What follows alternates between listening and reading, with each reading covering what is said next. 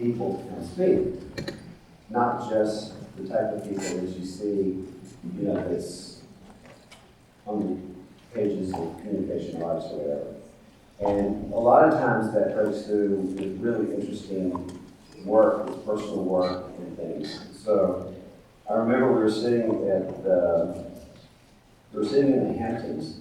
Hampton. Quite a difference there. That's what Francois calls it. Oh, I'm sitting in Hampton. So he says, I've got somebody, we have to get to the summit. I said, who? He said, have you ever heard of a guy named Some Guy? And I went, no. And he says, do you know anything about the 1,000 book project, 1,000 journals, or what's the exact name? Yeah. And I said, yes, kind of. He goes, oh my God, dude, and he went through this long thing about these babes, just it's amazing, and it's just, oh my God. And I'm like, okay, I'm gonna find him, So you type in Some Guy on Google, and you don't find Brian Singer. And you call people, and I think there was a speaker that week, that year, and he heard us talking, and he says, I said, do you by chance, have you ever heard of Some Guy? He goes, yeah, Brian Singer. And called Brian, and was shocked because everybody always has to check their schedules. Can you come? This is about the conference. This is what Heidi and I in the studio do, blah, blah, blah. And I called Brian, and like halfway, it seemed like I was like halfway through hey Brian, I'm Chris Hill, I have this conference on down in Texas. It's called Alda. And he has become a dear friend. He spoke about 6 years ago. He's been back every year. The first time he came back, I didn't even know he was coming back. He just shows up. It was he's past president of the AIGA in San Francisco. And then last year, at the Saturday night, at the end of the Saturday night at the Creative Summit, we're sitting at dinner, and he looks at his phone and he goes, oh, it happened. And I said, what? He goes, I'm going to work for Facebook. He said, it's interesting, I'm excited about it, but I'm a little, I don't know, I said, right then I said, okay, you need to speak again next summit. So, a very dear friend of the summit, Lindsay.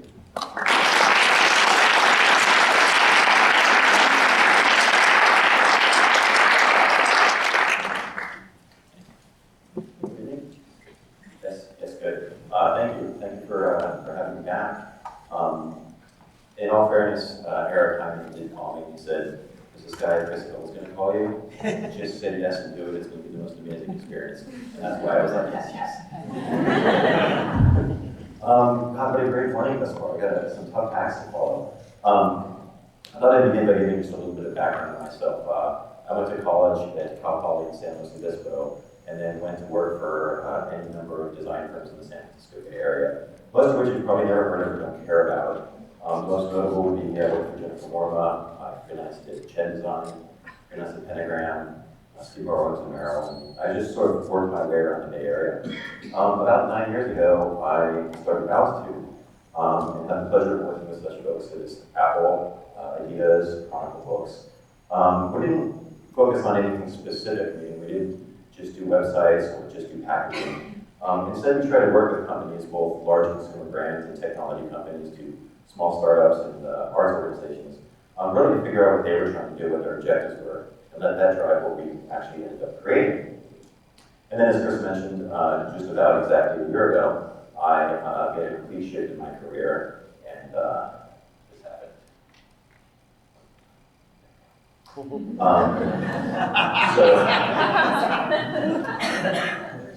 Which I had a lot of interesting responses from, congratulations to WTF. I accepted a job actually working for the B2B marketing team, basically focusing on communicating what the ad products were. But about 4 months ago, shifted and I now managed the communications design team. at Facebook. And it's a group of about 14 or 15 people, there's a couple managers, and it includes producers, filmmakers, front-end engineers, and of course designers. We build everything that's user-facing communications, not the actual product itself, so not the interface design, but everything you see around product launches. For example, Facebook Home recently, as of Thursday, was announced, and we did a lot of work around that, including the videos and the marketing materials. Two things you might have experienced, like the year in review or the election map coverage. And I was thinking like how great it would be to tell you about the last year of my life at Facebook, and realize that it's actually kind of boring. I haven't been designing anything. I'm a manager, so I sit in meetings almost all day long dealing with things like allocation resourcing, how to keep people on their career paths and all that. So it's not really that exciting.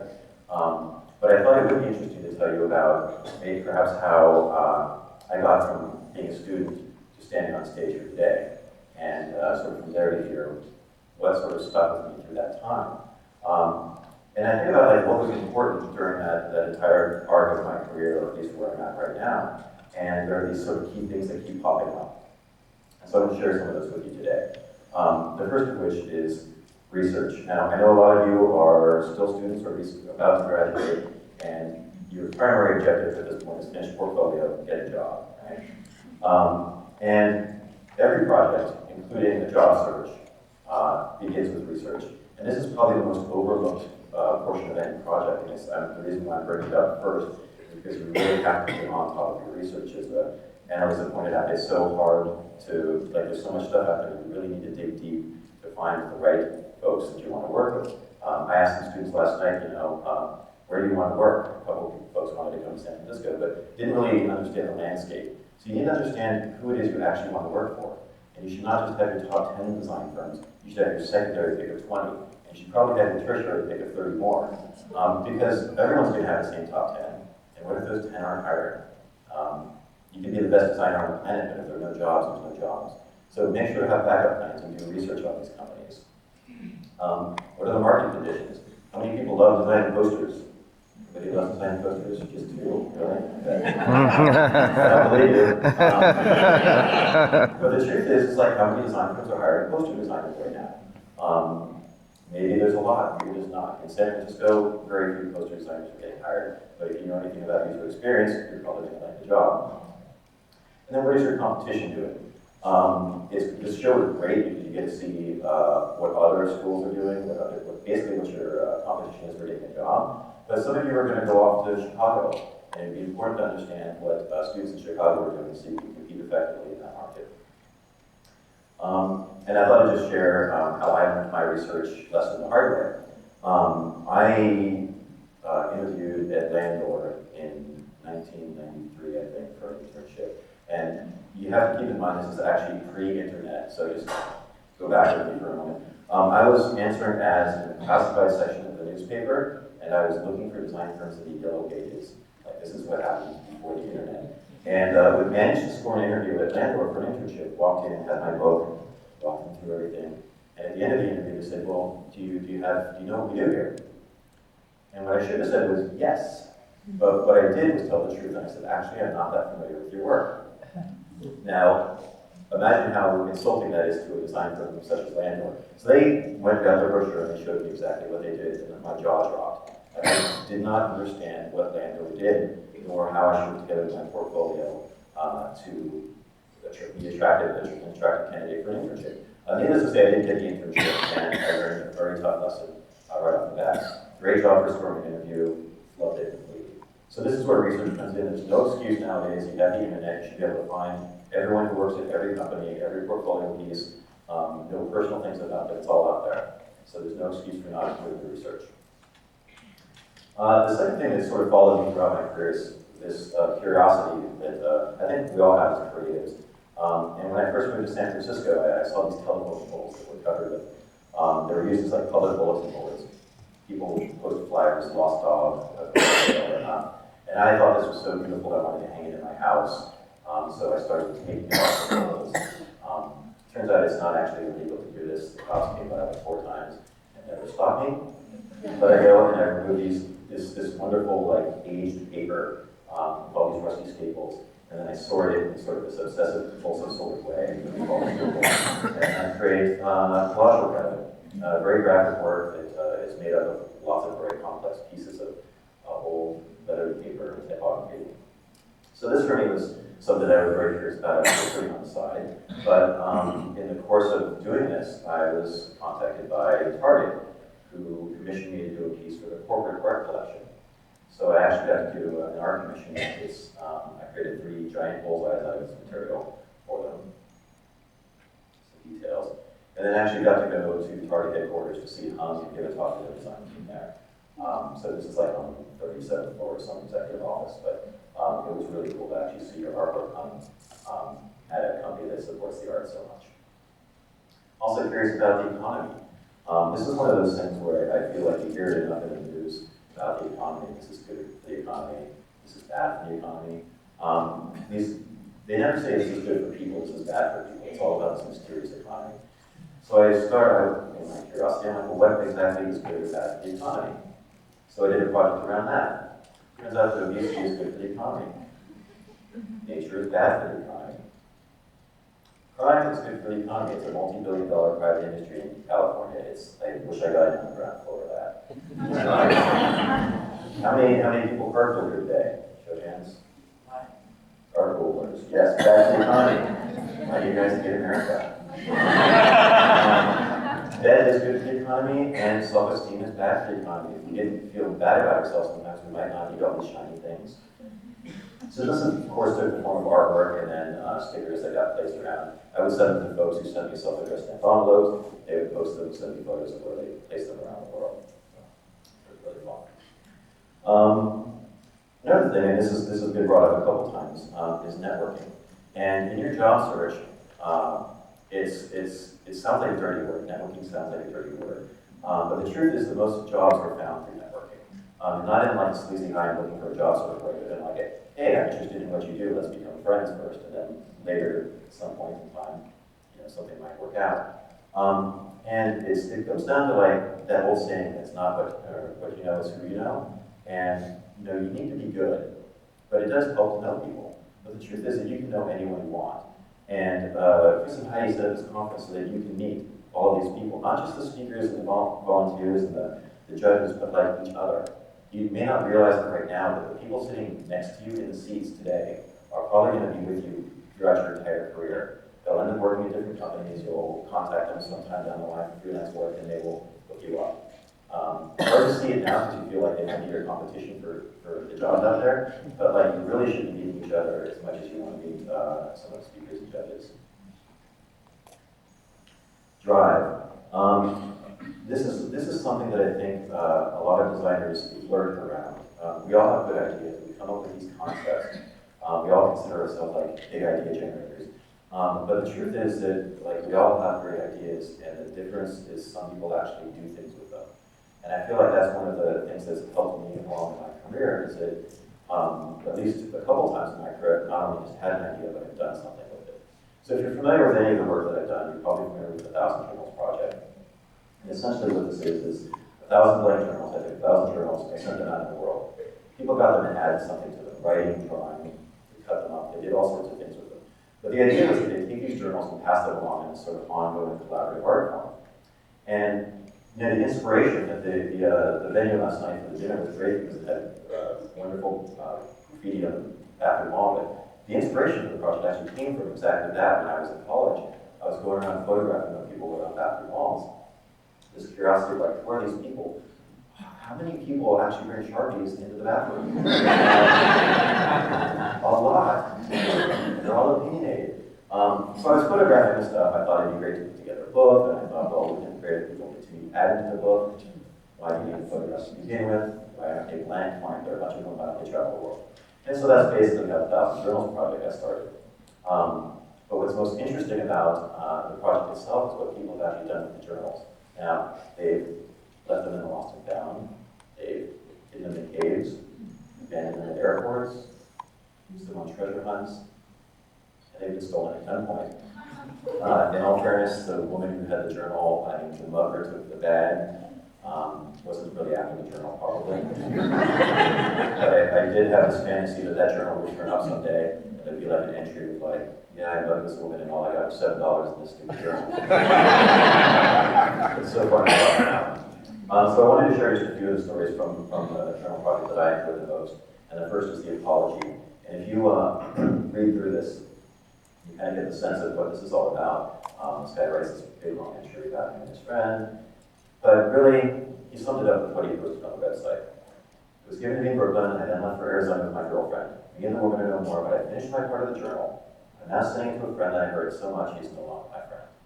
And I saw this and I thought, wow, like, I put these journals out in the world and people are adding stuff, but here's somebody who's using the vessel of apology. He's going to mend a broken friendship with this. And then the next entry read, it came wrapped in white computer paper bearing my name without postage. And I knew immediately it was from Josh. That asshole who I'd already forgiven for ruining our friendship, but was still not going to waver in my decision to tell him to fuck off. So, apology not accepted. In Journal 912, sorry, this is my sense of humor, by the way.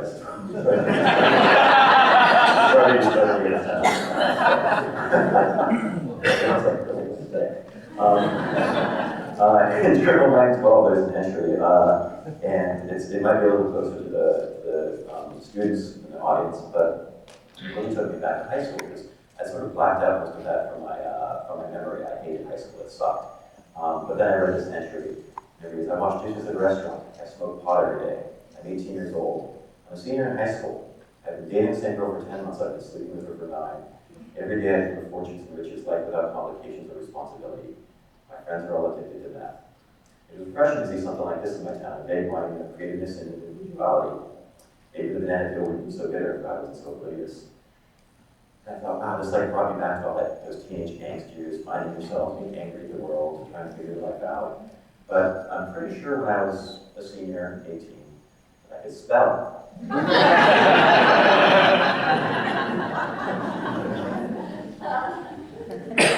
And then in Journal 995, there's an entry called Dear Me. And this is the single entry that I really, really, really wanted to include in the book. And it's also the one single entry that Chronicle Books said they would absolutely not publish.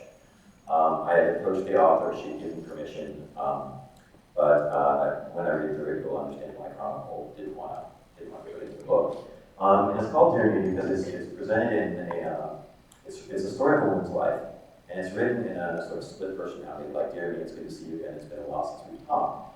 She walks you through her life, and then you get to time in high school, and it's very clear where the split happened, and I'm going to read this to you, it's a little bit rough.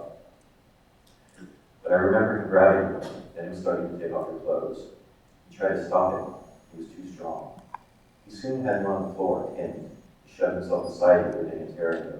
It hurt so bad. I remember because I ended up with you there that night. That was the night that I lost you. He took not only you away, but many other things. He tore toward the side and laughed at us when we screamed for help. He told you how ignorant you were. He wanted you to put your clothes back on, but all you could do was cry. He pulled you up from the floor with our hair caught on the table leg. A large chunk of hair stayed with the table leg. We kept crying and crying. Soon he said that if we told everyone, he would kill us dead. Only do what he did tonight again. He said he would rape us again. And I've read pretty much every single entry that's ever been submitted through the website or in a return journal. And there's a lot of them. And to me, this is probably the most heart-wrenching, but at the same time, somehow brave and courageous entry that I've seen in any of the journals. I mean, this woman took her story and put it out there to complete strangers. I mean, she knew where it was going out in the world. Perhaps in the hopes that others who might have experienced something similar can relate and know that they're not alone. It's a real testament to people's ability to deal with tragedy and also move on in their lives. And to this day, it's like it sucks the soul out of you. You can feel the energy that it just sucks the soul out of you. But I'm so proud of this woman who was able to share the story in these journals. And it does have a happy ending. She goes on to talk about the rest of her life, where she is now, her new job, her new boyfriend, and so forth. But to this day, it is probably the most powerful entry I've seen in any of the journals. And now I have to talk about pirates. So with this project, of course, put something out there publicly, you get a lot of email. Turns out there's a lot of crazy people in the world. Turns out there's a high correlation in crazy people who send you email. So I get a lot of email on the site, and I got this email and it started out, my crew and I were headed down the Mississippi River on a pirate ship that we cleverly disguised as a river barge on our way out to sea. And okay, things like this long, and it's like RG glows, right? Okay, crazy people. We got ready to get to delete. I see the next email is from the same person, but it's got attachments. Now I'm curious. There's scanned Polaroids of these guys dressed up poorly as pirates, running around St. Louis with the journal. I mean, the guy's got like a hat, I think one of those newspaper fold of the newspaper like a pirate hat. But the whole email was a treasure hunt. It was telling you where they did the journal. There's a park in St. Louis that has a bunch of giant turtle statues, and this was them telling you where to find it. And you gotta remember, this is before Pirates Take Their Name came out, so this is like, Pirates aren't even cool yet. And the last one is the Journal 979. This is the only one I've done any Photoshop work to, and it's strictly for delivery purposes, because it starts out, all you sexy ladies. Hi, my name is Jeff Chen, I'm 19 years old. I'm also single and good looking. Underlined twice. I attend Cal Poly San Luis Obispo. My hobbies include art, video games, and G-pop music. If you are beautiful, then let's get together sometime. And feature a picture. 80 plus, must be funny, what's he doing? Sneak up for fires.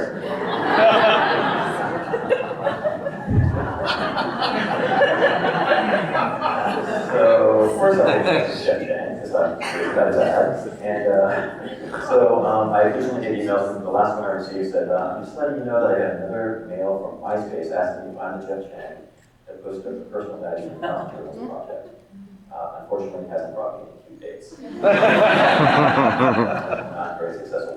So the project was turned into a book. It sort of catalogs a lot of the interesting entries that were collected over time. There was also a documentary filmed. A filmmaker in Los Angeles contacted me in 2005, wanted to film a documentary on the project. It is up on Netflix, not streaming. I think you have to actually get the disc, and you can buy it on Amazon.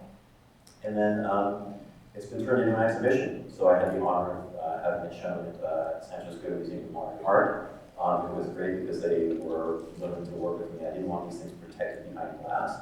What I wanted were people to see some of the work from the project, but also contribute to the journals themselves in the actual museum space. So we had these little drawers you can pull out from art supplies people can add to the journals as part of the exhibition. Very participatory. They also had an area set up for families and kids who could use the journals and add to it in the museum. And of course, you know you've made it to the big time when it shows up on Parks and Recreation. It shows up on top of the spec, which is also an awesome book, and this was like for a total of 3 seconds.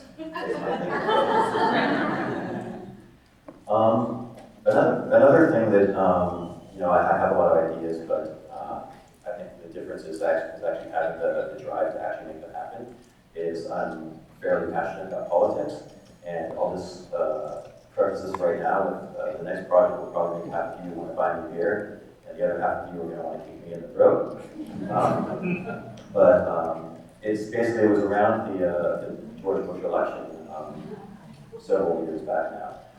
And I was so unhappy with what I felt was like poor leadership for our country that I decided to make little yellow flags for President's face on and start putting them in food. And so I started doing this. And it gets worse. There's a few of these. And so people would send me self-addressed envelopes, I send them with flags, they take their own photos in their neighborhoods. But it's one of those things where, just one more, I know we're about to go eat lunch, I'm sorry. But it's one of those things where you've all stepped in dog food before, right? And you get it on your shoes and you kind of wet on the grass and you're like, ah. And then you get a stick, and you put the stick between your teeth. You know what I'm talking about, right? And you're on the toes. And no matter what you do, the next time you put on those shoes again, they're not the same. No. And this is exactly how I felt about the Bush presidency. So, of course, I got a lot of fan mail with the project.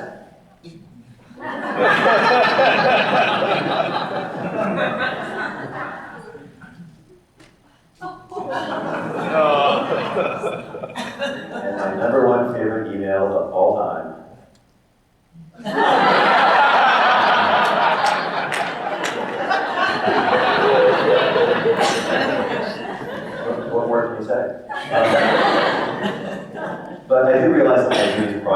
it is sort of dividing the room. And in the most recent election, you know, there's like, it feels like everyone's just arguing with each other and no one's actually having a conversation.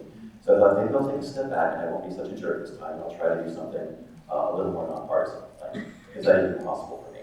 So what I decided to do was do a project about the two-party system that we live in. And so I did this. And what was interesting about this is instead of pissing off half the room, I managed to piss off like 85% of the country. Because there are people that like Coke but were fans of Obama, there are people that like Pepsi that hated, you know, like everyone somehow found something wrong with it. And it kind of missed the point of there was really commentary about the two-party system we live in. And there's actually not a whole lot of difference sometimes between candidates we're given. So this was turned into, actually I did a limited edition set of cans. They're chrome, they're full of lead and resin, so they're super heavy. This was a really fun sort of extension of that project. I also actually brought the cards themselves, so I have them for you if you would like to take one home with you. I'll have them at lunch. Purpose. I think that it's very easy as we get into our work life to get buried in the service of the businesses that we work with, and that's fine. That's our job. But I do believe that there are other things that we're interested in that we might want to pursue, be they gardening or NASCAR or cooking. You know, there are things that we enjoy that we might not be getting fulfilled with at work, and so this is something that I feel like has really sort of kept me going. My creative juices flowing, and really sort of helped me find my voice. So I started taking on projects that I felt were close to my heart. And my old office used to be actually next to a freeway overpass. And underneath that freeway, there was a homeless guy who was there every day. Old man, blue blanket, shopping cart, cigarettes, and a book. And he was there every day. I walked by him every day on my way into the office. And I walked by him every day when I left the office for over a year, until the day he wasn't there.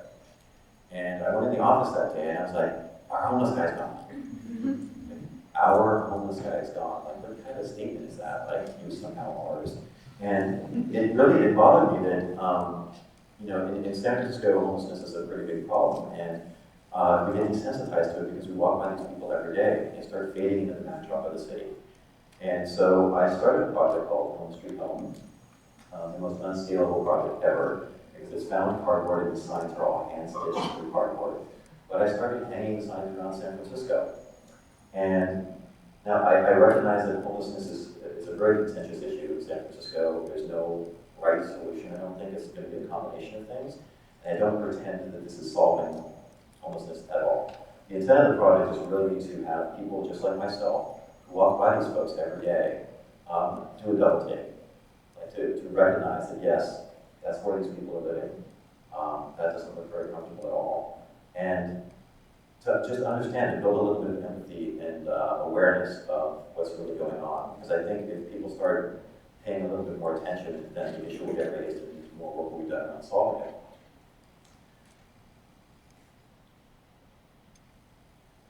And then there's where design actually matters, I think. And maybe 3 years ago, several years ago, in addition to the 1,000 Journals project, I launched 1,001 Journals. Basically a website that allows anyone to launch their own journal project. And in 2009, I think, UCSF Children's Hospital contacted me and said, we were applying for a grant and we want to run a journal project at the hospital through your site. And would you please, endorse the grant and do some events with us? And I said, absolutely, sounds great. And I was able to actually, so they got the grant, and they started running their project, and I was actually able to go to the hospital itself. And if you've ever been to a children's hospital, it is an emotional roller coaster. It's the children in a hospital. It's the most, it tears everything out of you. And at the same time, there's this amazing staff there that's going around keeping these kids' spirits up, keeping them excited, keep them entertained, keep them educated, while they're going through a very traumatic part of their life where they don't really know. And they're little kids, they don't know anything different other than, I'm stuck in the hospital. And so this really opened my eyes to the power of some of these things we create and the lifespan they can have. And all the stuff that was done with the 1,000 Journals project was great. There's nothing wrong with it, but then you see it actually having an impact on lives, and it starts to like show the possibilities of what, you know, what really matters in life. And for these kids, the staff were telling me stories about the impact that these journals are having in the children's hospital, about kids with cystic fibrosis that aren't allowed to interact with other kids with cystic fibrosis, and how it's been great because they are able to not just communicate, but like read stories about what other people are dealing with, so they know that they're depressing communication and understand what other folks are dealing with. There is a case of a teenage girl who was about to be discharged, and she hadn't really interacted with the staff that much, but they give her this journal, and they're like, hey, you want to participate in this? And when they give the kids the journals, they have to have like sign the full release form, they have to have the parents sign the full release form. There's a lot of red tape in the hospital. But they gave this girl the journal, and she wrote in it, and they got it back, and they read it, and then they approached her and said, hey, we read what you wrote in the journal. She's like, I knew you would. And they're like, well, we don't think we can discharge you tomorrow. She's like, I know. And the girl was having suicidal thoughts and didn't know, couldn't communicate that there was a stranger in the hospital, you know, a bunch of adults running around, right? But was able to find safety in the journal and ask for help in the journal. And so they changed her treatment because of it. And so it's just amazing to see these journals, the life they've taken in the context of a children's hospital and the help they can provide. I've done a lot of work trying to get this into more hospitals. It turns out it's really, really difficult for hospitals to implement programs like this for all sorts of reasons. But I'm happy to say that Oakland Children's Hospital is doing it right now. So it's very exciting. These things are actually being used to help kids. And the last piece is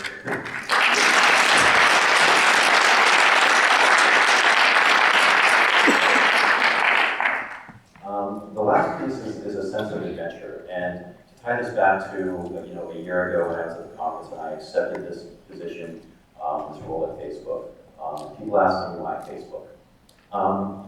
And there's a whole lot of reasons why I decided to shut down Altitude and take a corporate job.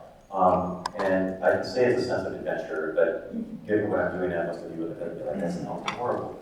But for me, it was an opportunity to try something different, get involved in a large tech company that has unheard of reach around the planet, and solve real business problems, and navigate in a corporate world where there's growing pains and shifting teams and changing priorities.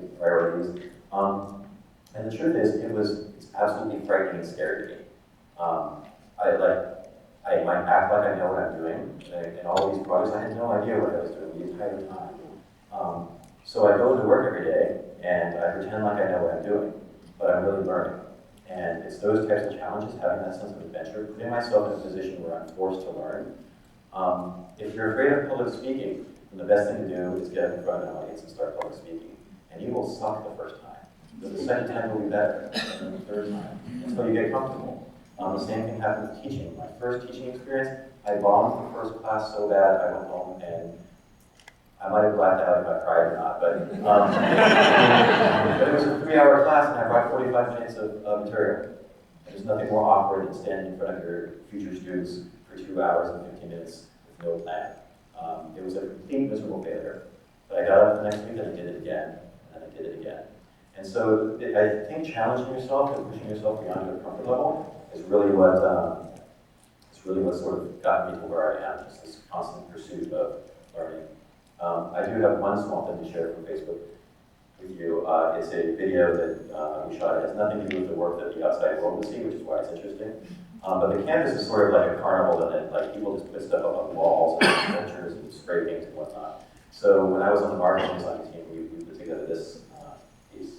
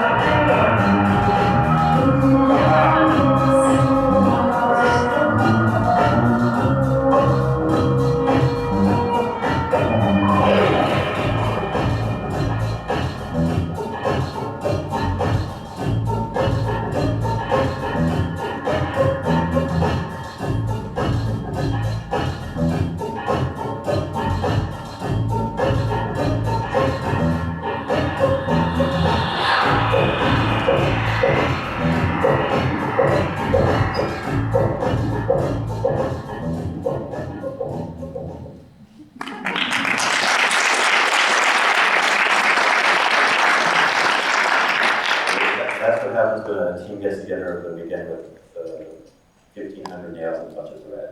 I'm not sure if you can see it, but it spelled out trust. You know you made it when you can probably barely see it, but when Mark Zuckerberg likes it. So I wanted to close out with just this thought that it feels like in the design profession we tend to hold people up on these pedestals, and we try to follow these career paths, like mimicking them. And I think this conference is great because you get to see there's a bunch of different people doing a bunch of different things, all in the creative industry. So the career paths are really open to you. You don't have to necessarily follow the same path that others have. And that as we move our profession along, as our profession changes, we're dealing with all sorts of things like commoditization of the industry and spec work and so forth. That it's really taking, younger generations of designers to really push where our profession is going to head.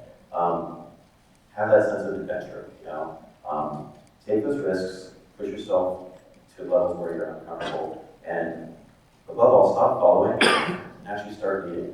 It's time for people to blaze your own path. Thank you.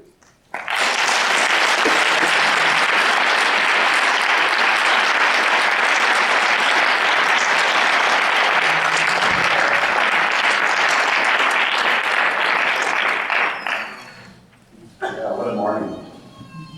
So, you can continue to bid, reminder.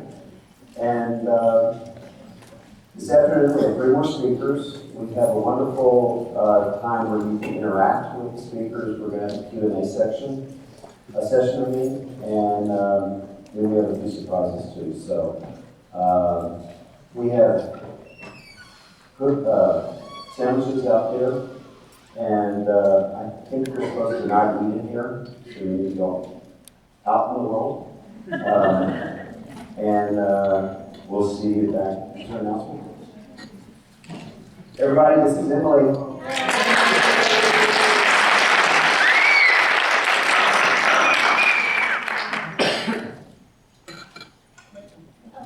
If you haven't already done so, I don't know if y'all know, can y'all put if you're going to pay with cash, check, or credit card on your bid sheets for the option, please? Okay. We prefer cash. We really like cash.